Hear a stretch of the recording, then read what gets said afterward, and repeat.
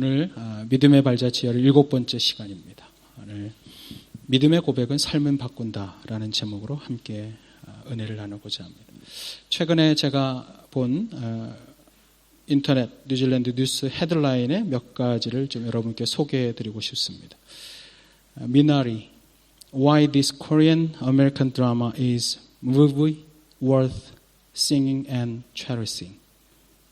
미나리, 왜 이 한국계 미국 드라마는 볼만한 가치와 소중히 여겨야 될 가치가 있는가? 되게 멋있게 타이틀을 달아놨어요. 이런 것도 있어요.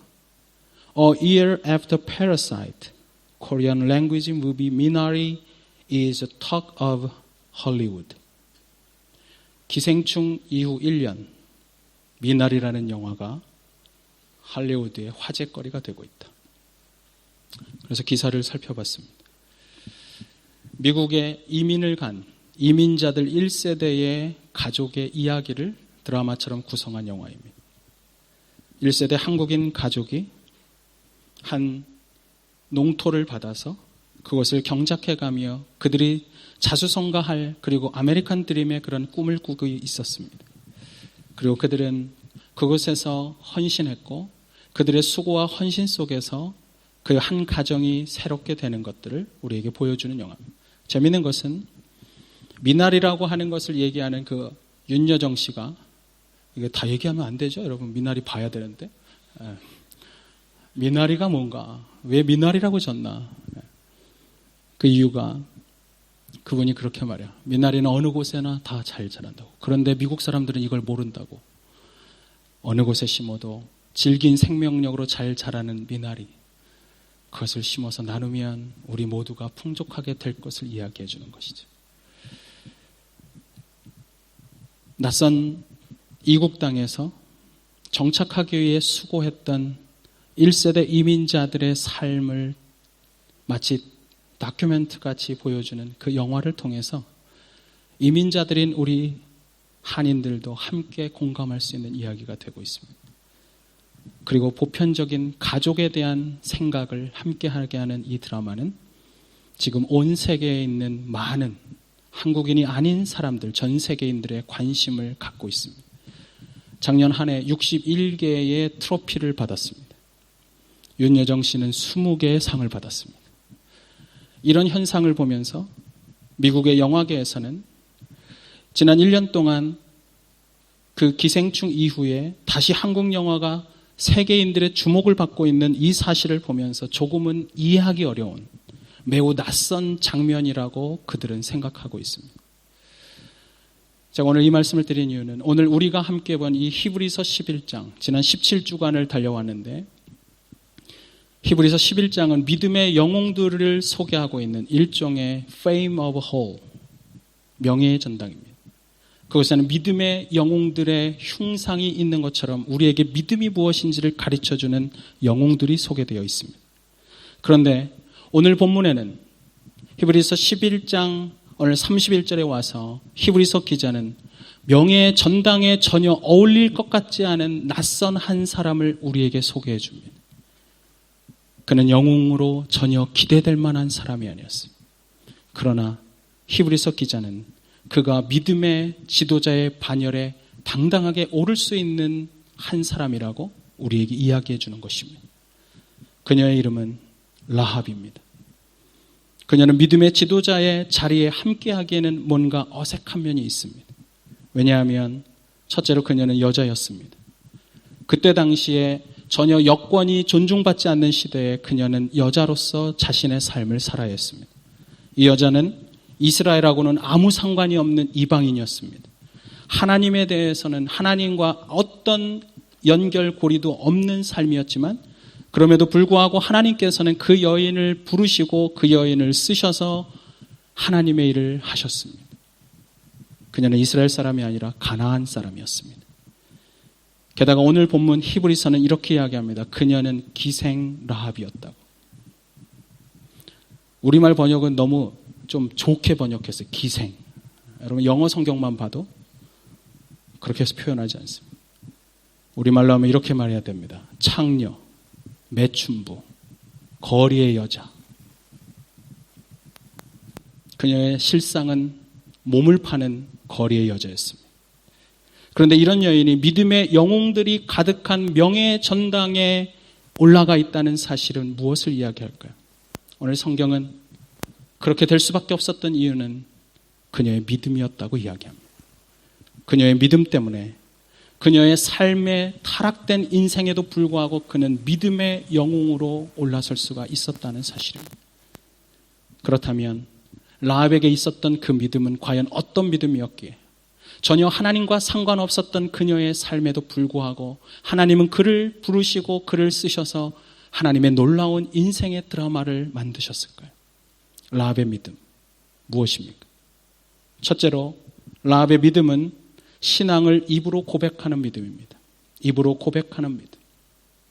오늘 본문에 히브리서 11장에 나오는 본문의 배경이 되는 곳은 여호수아 2장입니다. 여러분 성경을 보시면 여호수아 2장은 눈의 아들 여호수아가 2명의 정탐꾼을 여리고성에 보내는 장면이 나옵니다.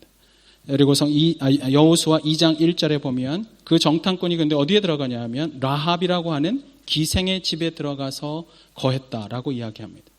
그곳에 머문 그 순간 라합이라고 하는 사람이 이 정탐꾼을 향해서 자신의 믿음을 고백하는 장면이 나옵니다. 그게 11절이에요. 여호수아 2장 11절. 여러분 성경 있으면 한번 2장 11절 한번 찾아보겠습니다. 우리 같이 한번 읽겠습니다. 시작. 우리가 듣자 곧 마음이 녹았고 너희로 말미암아 사람이 정신을 잃었나니 너희의 하나님 여호와는 위로는 하늘에서도 아래로는 땅에서도 하나님이시니라. 이 부분에서 뒷절에 있는 부분이 중요해요. 너희의 하나님 여호와는 위로는 하늘에서도 아래로는 땅에서도 하나님이시니라.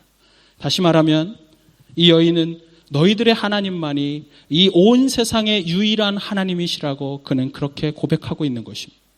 이 본문을 가리켜서 이러한 부분을 가리켜서 오늘 성경 본문은 이렇게 말했습니다. 믿음으로 기생 라합은 정탐꾼을 평안히 영접하였다고. 그녀에게 믿음이 있었다는 사실입니다. 그가 정탐꾼을 영접할 수 있었던 이유는 그녀에게 믿음이 있었다는 것입니다. 그렇다면 여리고성에 살고 있는 라합에게 어떤 믿음이 생길 수 있었을까요?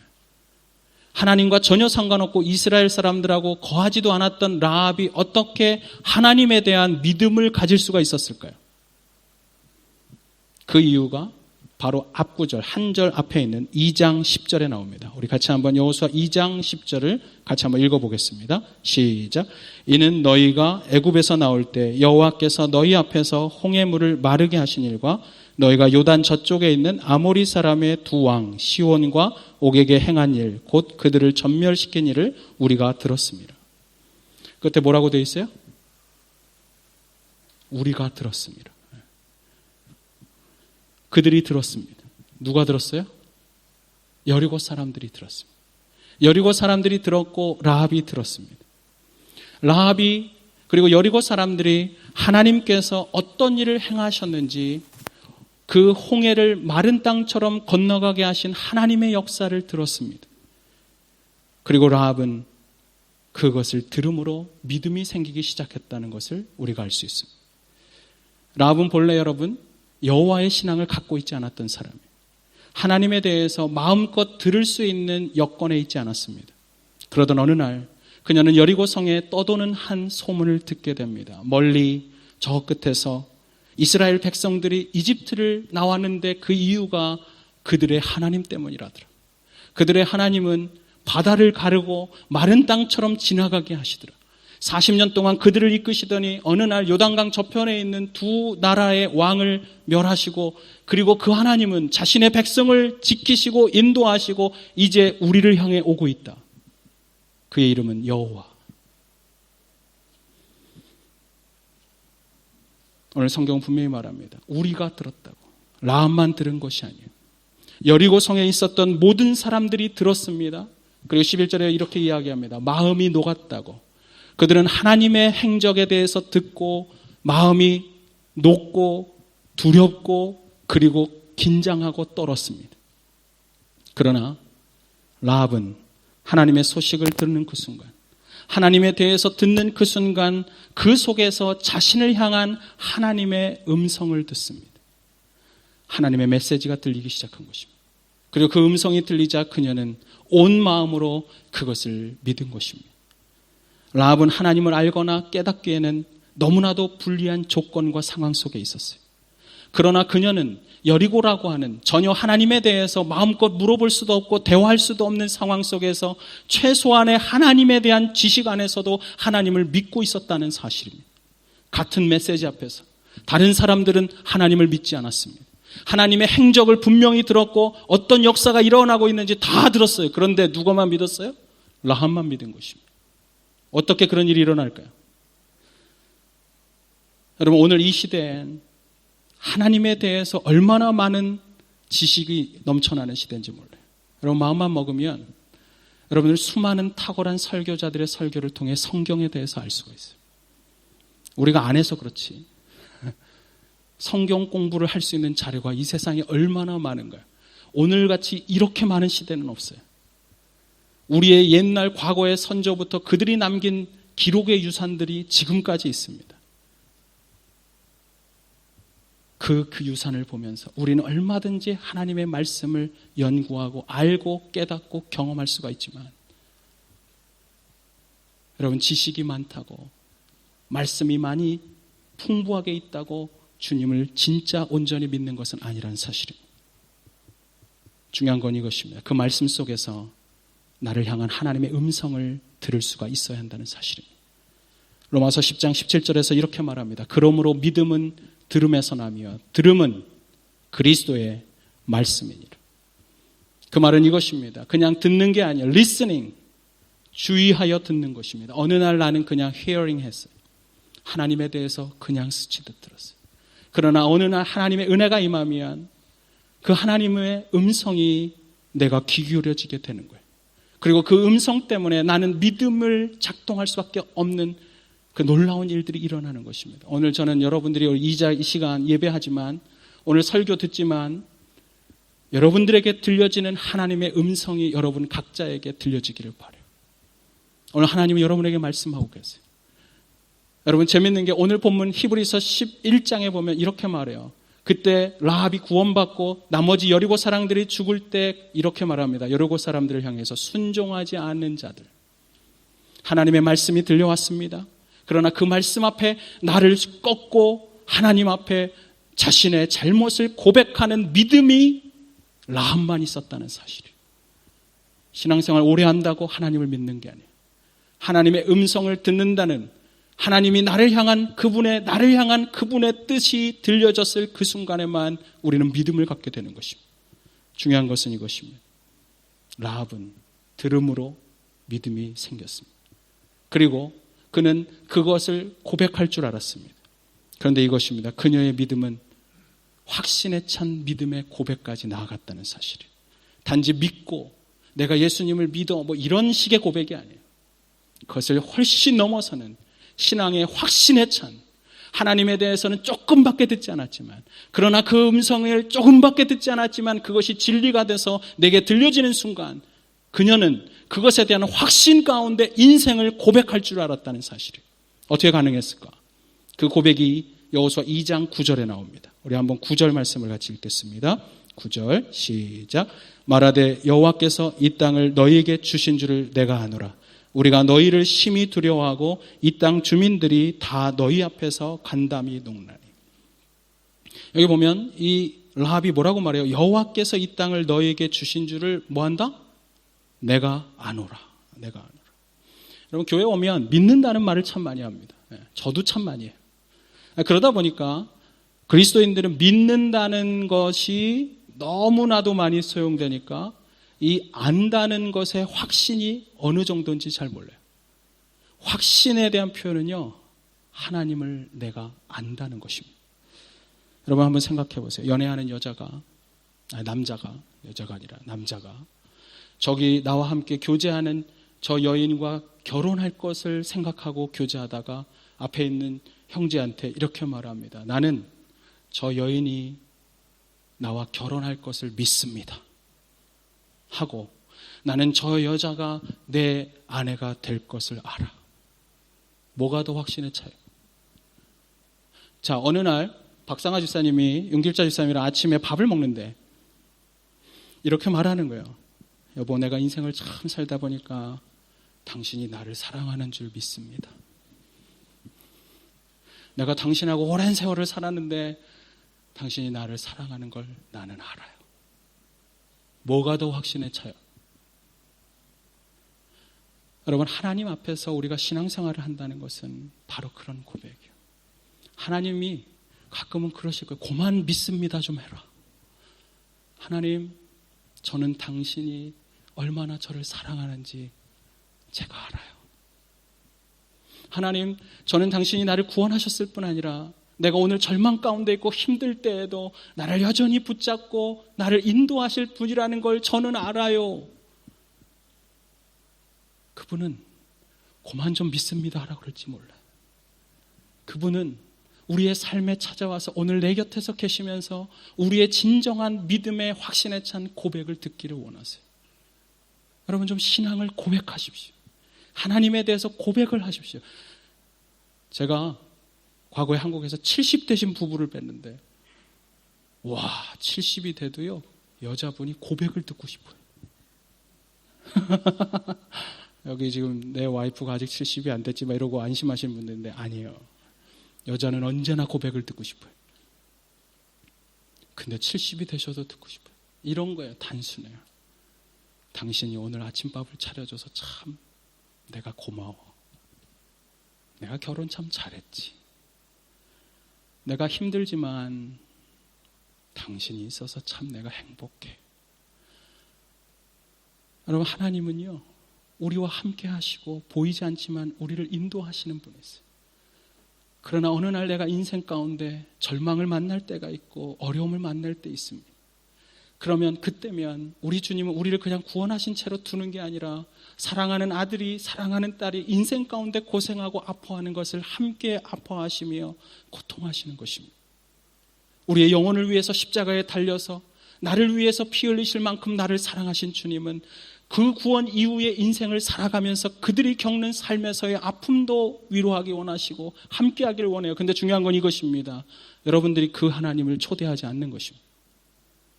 초대하는 가장 좋은 방법은 믿음의 고백을 하는 것입니다. 하나님, 힘들지만 주님이 있으면 나는 이 길을 넘어설 줄을 믿습니다. 주님은 살아계십니다. 주님은 아직도 나에게 기대와 소망을 갖고 바라보시는 분이신 것을 믿습니다. 이 고백을 하는 사람은, 이 고백을 날마다 하는 사람의 그 믿음의 고백대로 우리는 하나님을 경험하는 것입니다. 믿음의 고백은 하나님을 경험하게 합니다. 그러므로 여러분, 더 크신 하나님을 고백하세요. 여러분은 쪼잔하고 연약할지 몰라요. 제가 얼마 전에 무슨 유머를 듣는데 귀가 어두운 분한테 아들이 전화했어요. 치실을 사드리려고 전화했는데 귀가 어두우세요. 어머니가 치실이 필요한가요? 가만히 있어봐. 이봐, 찌질이야? 제 말을 지금 못 알아들었어요? 네. 그랬더니 내가 무슨 찌질이야? 내가 그러지 않았어. 야, 네 엄마 찌질이 아니고 일진이란다. 아유, 아빠, 그게 아니고 치실이 필요하냐고. 치실 사요? 그랬더니 그분이 치질은 난데, 이 말은 못 알아들으셨구나. 치질은 난데. 그래서 그분이 그냥 알아서 사가지고 갔대. 여러분, 우리가 그렇게 찌질일지도 몰라요. 인생을 살다가 어느 날 귀도 어두워지고 인생을 살면 어려움을 느낄 때 있어요. 내가 과거에는 기가 막혔는데, 내가 한국에선 날렸는데 여기 오니까 그렇지 않아. 내 아들 되게 멋있었는데 요즘은 그렇지 않아. 우리 과거엔 좋았지. 그래서 작은 마음으로 살지 몰라요. 그러나 중요한 것은 이것입니다. 오늘 나의 모습과 아무 상관없이 우리가 믿음으로 하나님의 위대하심을 고백한 순간 그분은 우리의 삶을 위대하게 만드신 분이십니다. 그 하나님을 고백하십시오. 나는 오늘 아무것도 아닌 인생 살지만, 그러나 당신이 함께하면 언제나 주님을 만난 사람들은 위대한 삶의 인생을 살아가셨습니다. 그래서 당신은 great. You are great. 위대하신 분. 그렇다면 내 인생도 주님은 위대하게 만드시는 분. 주님은 여러분을 언제나 응원하십니다. 여러분의 인생이 힘들지만 그곳에서 함께 찾아오셔서 여러분의 인생의 발걸음을 걸어갈 힘을 주시며 여러분에게 박수를 보내세요. 오늘도 잘 살았다고, 수고했다고, 그러나 더 큰 믿음의 싸움을 싸우며 나아가자고, 그분 앞에 진정한 위대한 신앙의 고백이 있는 우리들 모두가 되길 주님의 이름으로 축원합니다. 라합의 믿음은 어떤 믿음이었나? 두 번째로 그것은 행함으로 옮겨진 믿음이었습니다. 하나님께서 라합을 쓰신 이유는 그녀의 입술이 믿음을 고백하는 믿음이 있었기 때문이죠. 그러나 그녀의 믿음은 단순하게 고백하는 것에서 멈추지 않았어요. 그녀의 믿음은 구체적인 행동으로 옮겨졌습니다. 한번 따라해 볼까요? 입으로 고백하고 몸으로 실천하자. 네. 여러분, 믿음은 입으로 고백하고 그리고 몸으로 행하는 것입니다. 자, 오늘 본문이 되는 이 말씀의 배경, 여호수아 2장 15절을 한번 같이 읽어보겠습니다. 여호수아 2장 15절 시작. 라합이 그들을 창문에서 줄로 달아내리니 그의 집이 성벽 위에 있으므로 그가 성벽에서 거주하였습니다. 정탐꾼이 라합의 집에 들어갔습니다. 그랬을 때 사실은 여리고성의 왕이 알았고, 그래서 그 간첩을, 그 정탐꾼을 잡기 위해서 사람을 보냈을 때 라합은 그녀를 숨겨주었습니다. 그리고 그들이 떠났을 때 라합은 평안하게 가라고 그의 집에서 보내줬던 것입니다. 그녀의 믿음은 정탐꾼을 영접하는 정도가 아니라 평안하게 그의 길을 갈 수 있도록 믿음의 결단을 했다는 사실입니다. 이런 행위는 라합의 편에서는 사실은 목숨을 내건 일입니다. 정탐꾼을 숨겨진 일이 탄로가 난다면 그녀는 자신의 목숨을 잃어버릴 뿐 아니라 자신의 가족들까지 모두가 몰살될 수도 있어요. 그러나 하나님에 대한 믿음이 그녀에게 있었기 때문에 그 믿음은 담대한 행동을 가능하게 한 것입니다. 훗날 신약 성경의 야고보서를 보면 사도 야고보는 라합의 이런 행동을 이렇게 기록합니다. 여호수아 2장 15절과 26절에 이와 같이 기생 라합이 사자들을 접대하여 메신저들을 영접하고 그리고 다른 길로 나가게 할 때에 뭐라고요? 행함으로 의롭다 하심을 받은 것이 아닙니다. 그녀가 행함으로 믿음의 행동을 옮겼을 때 그것이 하나님 보기에 의롭게 보였다는 사실이에요. 그래서 26절에 이렇게 말합니다. 영혼 없이 몸이 죽은 것 같이 행함이 없는 믿음은 죽은 것이니라. 야고보서를 여러분들이 펼쳐보고 읽어보면 야고보서에서는 믿음의 대표주자, 믿음의 사람의 대표주자로 아브라함을 이야기합니다. 이삭을 바칠 수 있었던 아브라함의 믿음. 그러나 그 믿음을 실행으로 옮긴 사람의 대표주자로는 누구를 이야기할까요? 오늘 주인공 누구예요? 누구를 얘기할까요? 네, 라합을 이야기해요. 놀랍지 않습니까? 그녀의 인생이 어떤 인생이었기에 하나님을 알게 된 그 순간 그는 아브라함의 믿음의 조상 아브라함과 어깨를 당당히 하는 믿음의 위치까지 당당히 올라설 수가 있었다는 사실이 그녀에게 믿음이 있었기에 그녀는 이런 행함이 가능했던 것입니다. 그러나 이러한 믿음의 행동에는 여러분 결단이 필요해요. 희생이 필요해요. 라합이 정탐꾼을 보호한다고 해서 당장 라합이 그 순간 어떤 큰 이익을 얻는 것은 아무것도 없었습니다. 오히려 목숨이 위태로울 뿐이었어요. 그러나 라합의 믿음의 행동은 그는 옮겼고 그리고 그녀의 행동은 분명히 희생이었습니다. 그리고 그것은 고독한 결단이에요. 아무도 인정해주지 않는 어리석은 결단처럼 그렇게 보이는 것이었어요. 그러나 라합에게 믿음이 있었기 때문에 그 믿음은 행동하도록 만들었고 행동에 옮기는 순간 그 믿음은 하나님의 의가 된 것입니다. 초대 교부였던 황금 이불을 가졌다라고 말하는 존 크리소스톰이라는 그런 교부가 이런 말을 했습니다. 온 세상이 나를 반대한다면 좋다. 내가 세상을 반대하리라. 여러분, 때로는 우리가 신앙을 가지고 인생을 살다 보면 그 신앙은, 그 믿음은 그리스도인이 진정으로 믿음을 행함으로 옮기는 그 순간 이 세상의 가치관과는 전혀 상관없이 오히려 그 가치관을 거스르는 행동을 해야 할 때가 있다는 사실이에요. 여러분들이 믿음을 입술로 고백하고 믿음을 행함으로 옮기는 그 순간 세상의 가치하고는 전혀 다른 삶을 여러분들이 살아야 할 때가 있습니다. 다시 말하면 믿음은 우리로 하여금 세상과 반대되는 삶을 걸을 것을 요구한다는 사실입니다.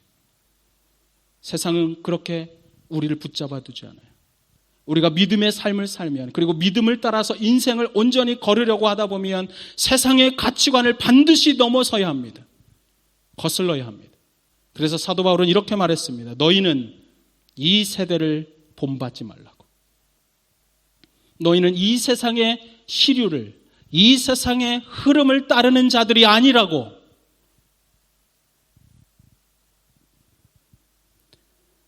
기생 라합이 이렇게 믿음으로 행할 수 있었다면 사랑하는 성도 여러분, 우리도 믿음의 행함을 가질 수 있지 않을까요? 기생 라합이 세상과 반대되는 거스르는 일을 결단하며 나아갈 수 있었다면, 진정한 믿음을 갖고 있었다면 우리도 그런 일을 할 수 있지 않을까요? 라합의 믿음은 행함으로 옮겨지는 믿음이었습니다. 왜냐하면 진짜 믿음은 행함을 요구하기 때문입니다. 우리가 정말 믿음을 갖고 있으면, 믿음이 우리의 마음에 있으면 입술은 반드시 고백하게 돼 있어요. 그리고 행동에 옮겨지는 것입니다. 여러분의 믿음은 과연 어떤 믿음이십니까? 세 번째로, 라합의 믿음은 상을 받는 믿음이었어요. 라합의 믿음은 상을 받는 믿음이에요. 우리 오늘 본문이 있는 히브리서 11장에 가면 우리가 11장을 공부하면서 굉장히 많이 언급됐던 구절이 6절입니다. 11장 6절. 믿음이 없이는 하나님을 기쁘시게 하지 못하나니, 그 다음에 뭐라고 돼 있어요? 하나님께 나아가는 자는 반드시 그가 계신 것과 그가 자기를 찾는 자들에게 상 주시는 이심을 믿어야 할지니라. 믿음이 없으면 하나님을 기쁘게 할 수 없어요. 그러나 믿음을 가지고 그분을 찾는 자들에게 주님은 기뻐하실 뿐 아니라 그들에게 상을 허락하시는 분이십니다. 바꿔 말하면 이것입니다. 오늘 믿음의 삶을 사는 자들을 하나님은 반드시 보상하신다는 사실이에요. 여러분, 기생 라합은 과연 어떤 보상을 받았을까요? 그가 믿음으로 행동했을 때 하나님이 주신 보상이 무엇입니까? 첫 번째로 그녀의 보상은 여리고가 무너지는 날 그곳에서 자신과 그의 가족이 구원받는 것이었습니다. 여호수아 6장 22절과 23절에 보면 여호수아가 그 땅을 정탐한 두 사람에게 이르되 그 기생의 집에 들어가서 너희가 그 여인에게 맹세한 대로, 그 다음에 이렇게 써 있어요. 그와 그에 속한 모든 것을 끌어내라. 23절. 정탐한 소년들이 들어가서 라합과 그의 부모와 형제와 그에게 속한 모든 것을 이끌어내고 또 그 친족도 다 이끌어내어 그들을 이스라엘 진 밖에 두니라. 그런데 거기서부터 두 절이 내려가면 여호수아가 기생 라합과 그의 아버지의 가족과 그에게 속한 모든 것을 살렸다고 이야기합니다. 오늘 본문 히브리서가 말하는 것처럼 라합은 순종치 아니했던 자들과 함께 멸망을 받지 않는 구원을 받은 것입니다. 그러나 하나님께서는 기생 라합에게 이런 구원의 보상을 주셨을 뿐 아니라 또 다른 보상을 주셨습니다. 우리가 잘 아는 신약 성경이 열리는 마태복음에 보면 1장에 예수 그리스도의 계보가 나옵니다. 예수님의 인생의 족보. 거기에 보면 5절에 살모는 라합에게서 보아스를 낳았고 라고 말해요. 구세주가 이 땅에 태어나는 예수 그리스도의 족보 속에, 구세주의 족보 속에 그녀는 당당히 자신의 이름을 올릴 수가 있었습니다. 그리고 오늘 우리가 함께 히브리서 11장을 살펴보며 그때 이후에 모든 오는 세대들이 읽게 되는 성경의 히브리서 11장에는 당당히 믿음의 조상으로 기생 라합의 이름이 올라가 있다는 사실입니다. 그녀는 부끄러운 과거를 살았습니다. 그녀는 매춘부였습니다. 그녀는 돈을 위해서라면 자신이 도덕성을 상실하는 것을 당연하게 여겼던 삶입니다. 그러나 어느 날 그녀가 그리스도의 말씀, 하나님에 대한 복음을 듣고 그녀의 인생이 변화되자 그녀는 하나님의 축복의 도구가 된 것입니다. 그리하여 그녀는 변화된 인생을 살아가는 이후의 모든 세대의 가장 아름다운 그런 표상이 됐어요. 저는 오늘 본문에서 히브리서 기자가 굳이 라합이라고 안 쓰고 굳이 거기에 기생 라합이라고 왜 썼을까? 이유가 있다고 생각해요. 그 이유는 창녀와 같은 인생을 산 사람도 하나님 앞에서는 이런 변화된 인생이 될 수가 있다는 것을 가르쳐주는 것입니다. 과거가 타락했을지라도 하나님의 은혜 아래 머무는 사람은 반드시 그의 믿음의 고백처럼 전혀 변화된 다른 삶을 살 수가 있다는 것을 히브리서 기자는 우리에게 증언하는 것입니다. 여러분 생각해 보세요. 여리고성이 정복을 당하고 거기에 있었던 사람들이 어려움을 당한 이후에 그들이 다시 살아났을 때 라합의 변화된 인생을 보는 그 사람들은 그녀의 과거를 생각하며 오늘 그녀에 대해서 놀라움을 이야기하지 않았을까요? 과거의 그녀의 삶을 알았던 사람들이 볼 때는 이 변화된 라합의 삶이 얼마나 큰 도전이 됐을까요? 한때 창녀로 여리고의 어두운 뒷골목에서 문 남성들을 미혹하며 방황하고 있었던 한 여인이 이제는 당당한 하나님의 딸이 되어 믿음의 삶을 살아가고 있다. 이것이 얼마나 큰 도전이 됐겠습니까? 오늘 우리의 사회는 바로 이런 변화된 사람의 출현을 기다리는 시대입니다. 오늘 이 뉴질랜드에서의 삶에서 우리가 경제적인 어려움도 있고 여러 가지 혼란도 있고 그것 때문에 코비드로 인해서 우울증을 갖는 사람들도 있고 관계 어려움을 갖는 사람들도 많지만 가장 시급한 문제는 이 사회에 흐르고 있는 성경과는 너무나도 다른 도덕적 타락의 위기가 있다는 사실입니다. 뉴질랜드는 인권이라는 이유만으로 죄를 죄라고 말하지 않는 사회가 되어버렸습니다. 가정이 파괴되고 있지만 그것은 또 다른 형태의 가정이라는 이름하에 동성애를 지지하고 너무 오래된 일이니까 너무나도 당연한 가족의 제도인 것처럼 우리의 젊은 세대 다음 세대에게 그것이 마치 어떤 지켜져도 될 가치인 것처럼 그렇게 소개되고 있어요. 이미 10대가 되면 성적으로 너무나도 타락하기 때문에 이곳은 성교육을 굉장히 일찍 시작하는 나라입니다. 한인사회라고 좀 더 나을까요? 우리는 보수적이어서 좀 더 나은 그런 자녀 교육을 하고 있습니까? 수없는 시기와 질투가 한인사회에 더 많이 있습니다. 누구 하나 잘 되면 배가 아파요. 비교하고 경쟁하고 그러면서 불법을 저지르고 기본적으로 지켜야 될 도덕성을 상실한 나머지 거짓말을 품고 다니는 사람들이 한인사회에 얼마나 많은지 몰라요. 우리가 살아가는 이 사회가 과연 멸망당한 소돔과 고모라보다 얼마나 나을까요?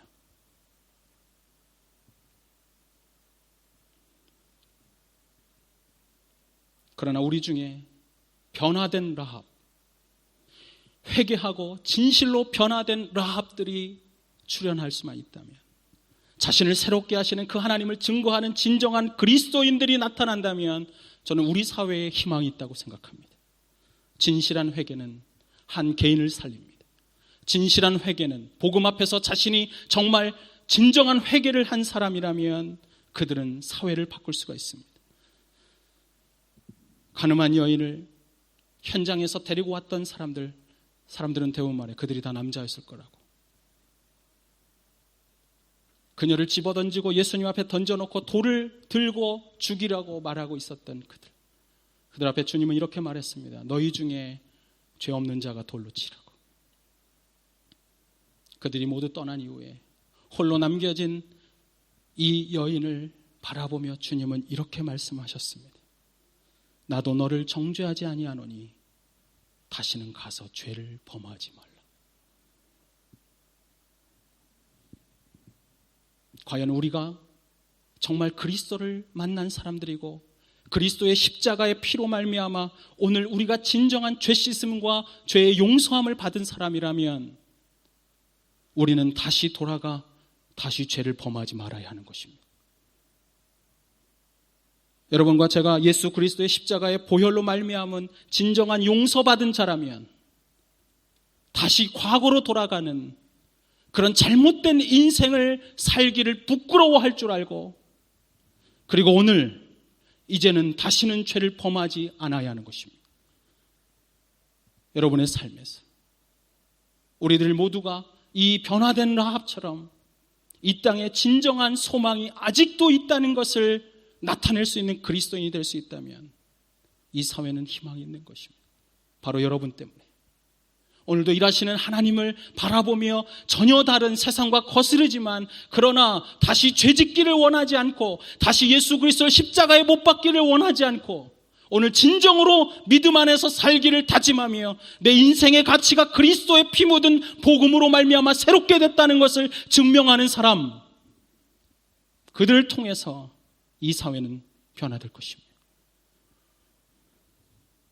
변화된 라합이 되십시오. 변화된 인생을 꿈꾸는 라합이 되십시오. 그리고 오늘 신앙을 고백하면서 살아가는 진정 위대한 하나님을 삶으로 고백하며 행동으로 옮기는, 과거가 어땠든 상관없이 오늘을 위대하게 만드시는 그 하나님을 여러분의 삶으로 증명할 수 있는 그런 그리스도인들이 다 되기를 주님의 이름으로 부탁드립니다. 우리 함께 기도하겠습니다.